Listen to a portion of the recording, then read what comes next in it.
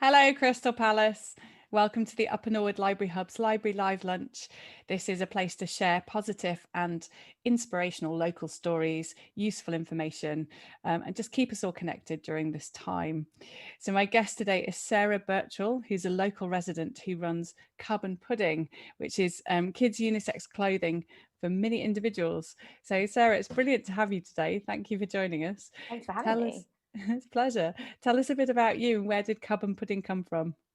So Cub and Pudding, they were actually the nicknames of my baby bumps. So a lot of people ask like, where that name came from. And I always kind of knew I wanted to do something with those names long before I knew what it was going to be. Yeah, it's unisex kids wear that I hand draw myself and design, and just came about really because of a love of great clothing for kids, essentially inspired by obviously me having my own and having one of each in terms of girl or boy. So yeah, it was probably 3 years ago that it all first popped into my head, but a year that I've been going. That's awesome. Yeah, cool. And tell us a bit about the aims behind it. Well, like I said, when I probably with my eldest, who's a boy, I always kind of enjoyed dressing him in really quirky, fun ways, and used to get lots of comments about the way he was dressed. You know, I just wanted to dress him to kind of stand out from the crowd in a good way. But when it got to probably he was age 3, a bit older, any people with maybe with boys might relate that clothes go a little bit boring for boys. It kind of tends to go a little bit stereotypical. There's lots of, Thomas the Tank Engine and Paw Patrol stuff out there, but it gets harder to find really kind of cool clothes for kids once they get a bit bigger, for boys. So for me, it was just that I spent longer and longer trying to find what I really loved, like printed leggings. I've always put him in leggings, never jeans and things. And then just really the realization that actually I'd like to have a go at designing for him myself and making it unisex, because my second is a girl, and it was important that I made sure that their clothes could be interchangeable and swapped around. So it's just I wanted to kind of bring the joy that I find in dressing them in kind of cool ways into kind of other people's worlds and wardrobes, and that was really what kind of spurred me to start. Yeah. Oh, fab. How do you go about making them unisex? What ideas? Yeah, good question. I mean, for me, obviously the colorways are really important. So I like to flip the stereotype that I love seeing boys in pink, and girls in blue, but they're not. I make sure they're kind of bright and bold and kind of really cheery colors. So for me, that kind of transcends both sexes. You don't kind of need to pigeonhole them, and obviously making sure they're kind of comfy. Things like leggings are kind of so easy for both kids to wear, dungarees, really cool tops. So I have been put the question before, why don't you could do skirts, because obviously boys can wear skirts too. So if that's something that I haven't ruled out. But I think probably the colors, because people tend to, especially people of a certain generation, my mother-in-law is very good at buying my daughter pink dresses. I think it's that sort of generalization that how little girls should be dressed or could be dressed, but the tomboy aspect too there of how girls should be able to do whatever boys do too. So just making sure the colors are accessible for both and not wanting to pigeonhole them either way is, I think, what kind of defines the unisex of the brand. Okay, cool. I'm just going to sideline for a quick sec and say hello to Bess, Press Gang, Christopher, Nick, Samantha, and Norman, who've all joined us. So thanks you guys for watching.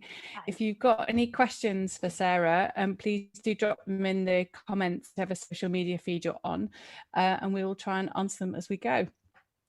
So you said that you draw the designs yourself. Do you have a background in arts? No, not Design? at all. So my kind of background was I was working in a really, really corporate, dry environment as a PA at a bank in the city. So I've been there nearly 10 years.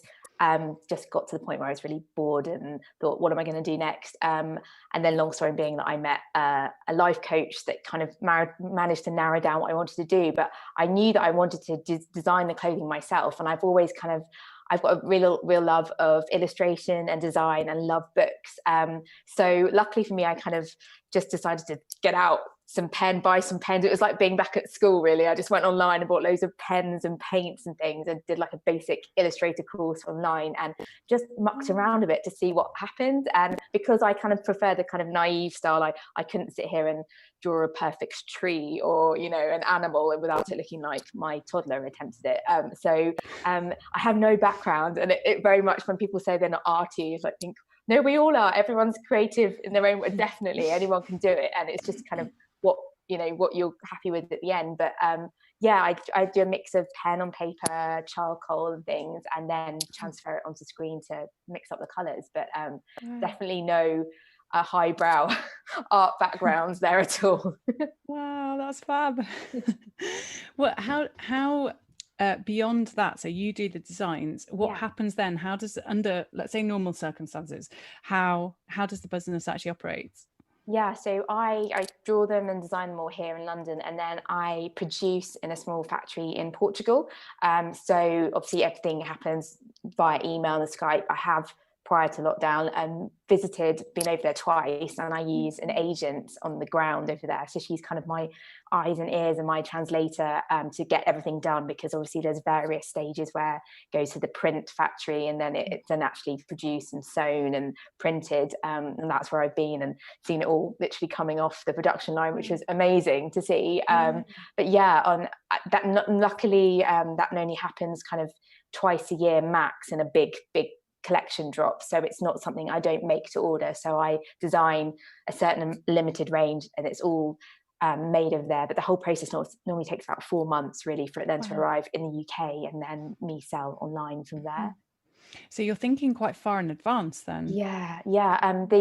The ethos of the brand is that I'm seasonless, so I don't produce summer collections or winter collections for various reasons. I obviously want to make sure that the clothes, you can dress them up or down, but I also kind of felt that I didn't want to feel pressured by the fashion calendar, dictated that I have to produce a new range because it's summertime. And similarly, obviously for the buyer too, it's expensive to suddenly put away all these clothes because they're now out of season. And realistically in the UK, it's summer is not exactly always shorts and t-shirt weather anyway. So I kind of made sure that I designed clothes that you can just layer up or roll up. So that means it's a little easier for me, than rather than panicking that I have to go into the winter collection, which obviously the big brands do, but I think is maybe going a bit out of fashion now anyway in itself, really. And it's not that ethical to keep producing on that regular basis anyway. We're always moving between different temperatures anyway, aren't we? I mean, you've got air conditioning in the summer and heating in the winter and stuff. So whatever it's like outside, the inside is not always matching. And actually what you need is kind of layers anyway. Exactly. We normally always go somewhere with a cardi or a jacket in the UK anyway, whatever the weather, because it's going to rain anyway. We went strawberry picking at the weekend and had the same. We're all in t-shirts and suddenly, the heavens open. So seasonless is important for me too. Yeah. And you mentioned a couple of kind of ethical things. Is that part of the brand?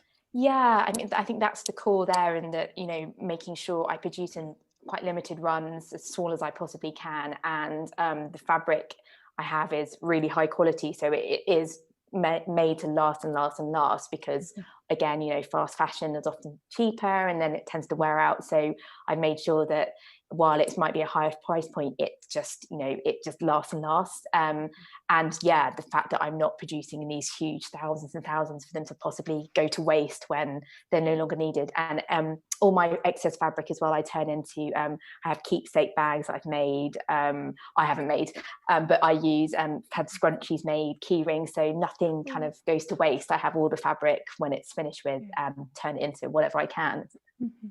That's lovely. And then also, because as you said, because it's unisex design for the kids, if you've got a family with 3 kids or something, then actually the clothes are made to last and made with good quality, then they can actually be used by all the kids. Definitely, exactly. That's the whole the whole point. There's no need to kind of think, oh gosh, that's got a hole in it and it's all faded and bubbly, I've got to get rid of it. It's made to kind of keep going and pass it along. Yeah. Oh, that's lovely. How have you been managing during lockdown? How's that going? Yeah, I mean, obviously at the beginning, I think like all of us, we thought, how's it going to work? I've been really lucky because of my supply chain. I don't, as I said, make to order, and I have everything in my stock. I have a studio at Stanley Hall, so I was lucky enough to sort of do a few runs back to the house and have everything all over the house at the moment that I don't normally have. But yeah, I felt incredibly lucky because I'm not bricks and mortar, that I could just continue trading online as I always do. I was able to get to the sorting office on Westow Hill, and at ridiculous o'clock in the morning at 7 a.m. I'm there lined up. But yeah, I felt very thankful that not a lot has changed apart from the childcare issue of having children here. And my husband is self-employed too, so I'm in the living room, he's upstairs in the bedroom, and our kids are on a screen at the moment, because that's the only way for anything like this to happen, knowing one of them's not going to walk in and ask me for a snack at any second. So adjusting to that has been tricky, which I'm sure anyone might attest to, because you just haven't got the peace or the headspace to get a solid day's work done, because it's constant homeschooling and breaking up fights and that kind of thing. So but I do feel lucky, because obviously the high street, the independents on the high street have suffered. They have had to close their doors, and I was lucky not to have to worry about that aspect at all, and keep going online. Yeah, I have to say, I'm so impressed with how tidy the room looks behind you. I mean, I'm very grateful that you can't see the rest of my floor, honestly. Well, exactly. You can't see the rest of the house. And we're very one of these families where everything looks like this, and you open the cupboard, everything falls out on top of you. We're kind of like, shut it. If you can't see it, it's not there. But it's not. The camera is very carefully not trained over here to the dining room table. Oh. So I mean, this is obviously one of the challenges of lockdown, has been you both trying to work at home and having 2 kids. What else, what other challenges have there been? And positives, in fact. Positives. Well, yeah, I mean, that's, again, I didn't see this was going to happen, but actually I've kind of done better than I did before lockdown in a really lovely way. I really think there's been a resurgence of people shopping small and really supporting small businesses. I've really felt it and seen it, and I had such positive feedback from customers, because I think they know that it is the livelihood of families, and I do a lot of stories and things online, so I think people kind of know me, and that helps to have a face behind the brand. So I've been really, really lucky that people have been extra supportive. And I think, depending on financial implications of families, a lot of people would just have been bored and stuck at home and couldn't leave. So actually shopping online was a bit of a, a welcome relief for a lot of people. And like fellow small businesses have been doing really well too, which is fantastic. So I feel incredibly grateful and lucky that it hasn't impacted me as I feared it really could. Yeah. Has it changed your relationship with your customers? I think that's interesting. I'm a lot more, I mean, I always was, I'm very, very active on my Instagram account, but just the conversations between us have gone beyond just, the clothes. I think, there's a lot of chat about the same. Obviously, the majority of people have children, and we're just, chatting about how we're coping. So I think I've got, closer and build up that relationship more and more, especially with all my repeat customers. So there's a continuous conversation always going on my phone throughout the day, which can be quite, sometimes it's hard to draw the line now that there is no door to shut behind you at your studio. But yeah, that's interesting. I haven't thought about that, but I think it has really helped them get to know me more, who I haven't got anything else to do but talk to them in a nice way, and them kind of, feedback to me and chat about their lives. So yeah, only positives. Bit more time. It's nice. Exactly. You something you just mentioned, stories online. Tell me about that. On my Instagram stories. I'm really active on there. I think it's just nice to just get on there and chat and just tell people what I'm doing, even if it's really the mundane, like going, I've just put a washing on, but I think people relate to it, and people often kind of interact with me that way. Obviously, it's really nice to kind of pick up my clothes and show them on my stories rather than just post photos and things. But I find people interact with me a lot on there just because, they can relate to something I've talked about. However, nothing to do with the brand at all. Whether I talked about fear of flying yesterday and had lots of lovely people come on and talk, because it's something that maybe their ears have pricked up and thought, that's something I have too. So I think it's quite important to do so, even though it can be quite at first doing it, but you realize nobody cares what you look like or what you say, if you make a slip up and get your words jumbled. It doesn't matter. But again, it's relatable, isn't it? Because we all do that. Exactly. And I think that's it. People want to see, you know, the smoke and mirrors, especially if social media, can be tough, and there's a lot of comparison there, and it can be quite overwhelming, or, you know, can make you feel quite, bring self-doubt, especially as a small new business. But I think it's important to share the high points and the low points. You know, if you're having a tricky time, or there's something that hasn't gone right in the business, I share that too, because again, people kind of can come on and say, oh, I'm glad you talked about that, because I'm going through the same, and it helps us all, because I think we're, you know, we're all there to look after each other, for small businesses, I think. Yeah. And also I think part of the thing about buying from a small business is the more that it's more personal quite Exactly. often. Yeah. And you often are interacting directly with the person who owns it, or who makes the products, or, you know, in some way that it just feels a bit more direct, maybe a bit more personal. So Definitely. finding out the background is kind of part of that, isn't it? Yeah, exactly. Um, And that's you're right. I think people are buying into you, you know, not just your products as a small business. And we've all been there and bought from a shop where we've gone in as well, and had a lovely conversation with whoever's behind the till, and that makes you even more kind of warm and fuzzy when you buy something from the shop, because, you know, you kind of, it feels like it's a whole picture then, rather than this faceless brand on the high street that, you know, there's a huge chair of executives that have never possibly set foot in one of their own shops, you know, that kind of sense. So yeah, you are buying from that person, and that it's really nice to know who it is, I think. I think it makes, I find when I buy things like I just bought some earrings from Alatage Oh on the yes, yeah, Triangle a yeah. few weeks ago, after Tina had come and had a chat on the library lunch, actually. um, and the thing is that every time I look at them now, I have this whole story in my head, because of where it came from and why I Yeah. ended up buying them, and how she opened the shop for me during lockdown, which it Oh was at wow. the point when she was able to do that, but Yeah. she was only allowed like one person in at once, and you had to do it by appointment. And so I got to go in and like look at the shop on my own and choose something to buy, and it was all very relaxed and really actually a lovely experience, you know. That's really And lovely. yeah, but every time I look at the earrings, I'm going to think of that, and, you know, I think it's Exactly, and that's something you'll always think about. And it's a bit like when you go on holiday and you go to, you know, find that one shop that, you know, you stumble across, and whatever it is you buy, even if it's some sort of random stone that you, in 5 years time, think, well, I forgot that's a bit, you always associate it, won't you, with that memory. And yeah, yeah, that's great, isn't it, that it has yeah, meaning behind it. yeah.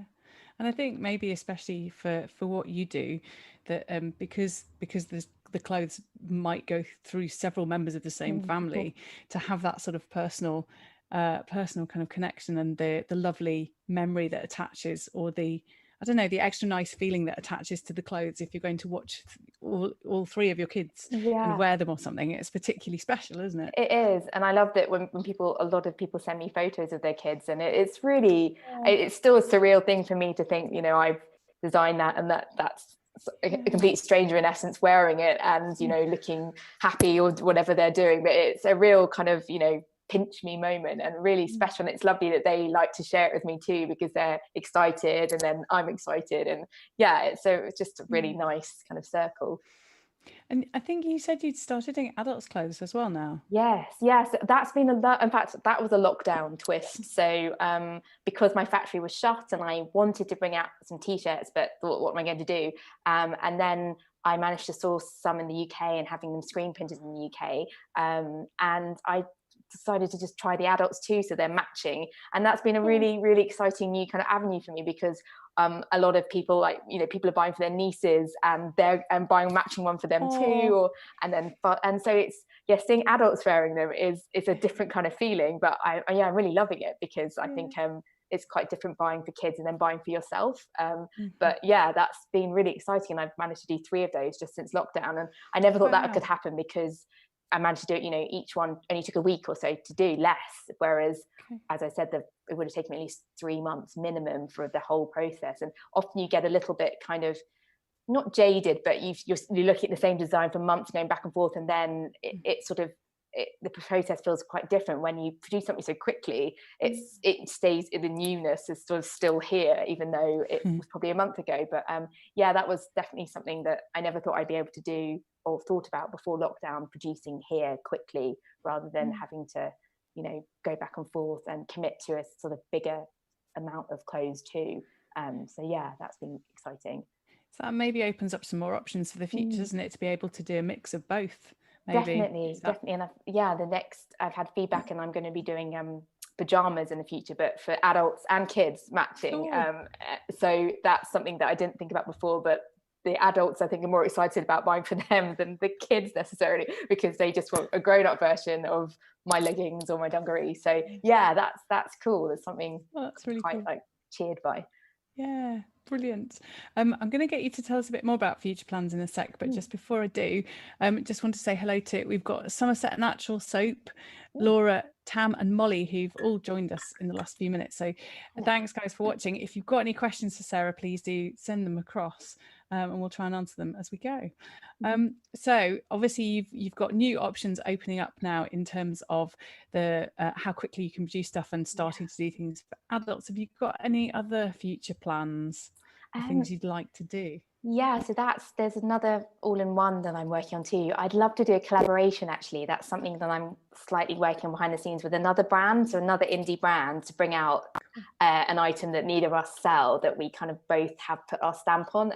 They've kind of got their own look. I've got my, and they're also in the sort of kids world, but not clothing. So I'm quite excited about doing that. I'd always wanted to do a collaboration. I like seeing kind of indie brands come together for like a one-off thing. So we're trying to work that out at the moment, how we go about making what we want to make, and then bringing that out, and just that'd be exciting, sort of bringing our customers together, but and seeing, Awesome. you know, and she's a lot more experienced than me, so it's exciting for me, because the fact she wants to work with me is a privilege, because she's been going a lot longer. So yeah, that's the future, and the pajamas, and yeah, who knows where the adults wear might lead as well.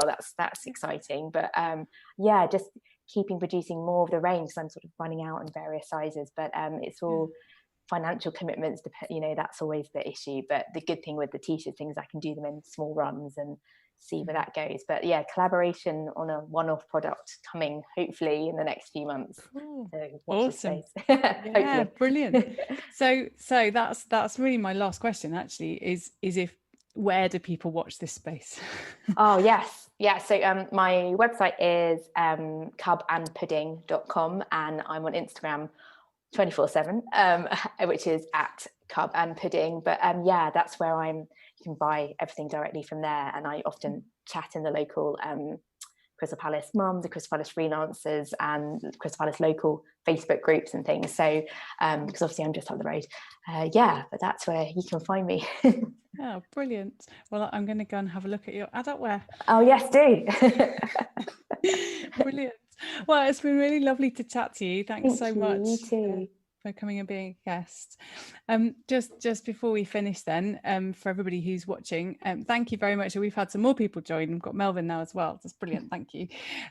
So for all you guys who are watching, if you are enjoying this, please come back. The library lunch is here every weekday at midday. Tomorrow we've actually got a double bill, which is awesome. We've got Noreen Meehan, who's the chairman of Crystal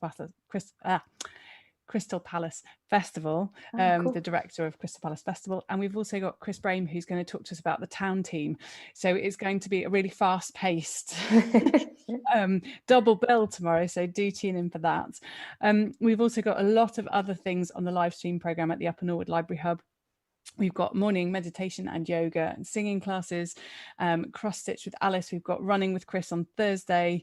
We have Covers Cafe on a Friday, and all sorts of things. So please do check it out. And if you're interested in being part of the live stream program, if you've something that you would like to share, please do get in touch with us. We've got some slots free.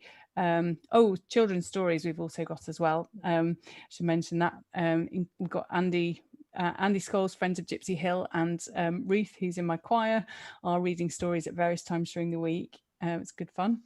So if you've got something that you'd like to share, please do get in touch with us at info@unlt.org.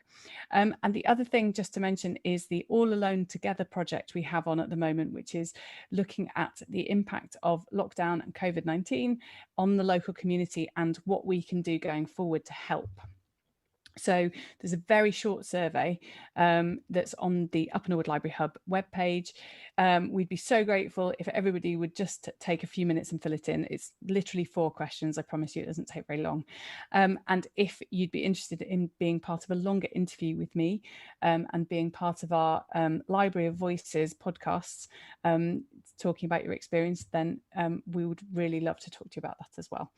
And finally, another strand of this project is being run by Casper Kennedale of Clear Community Web.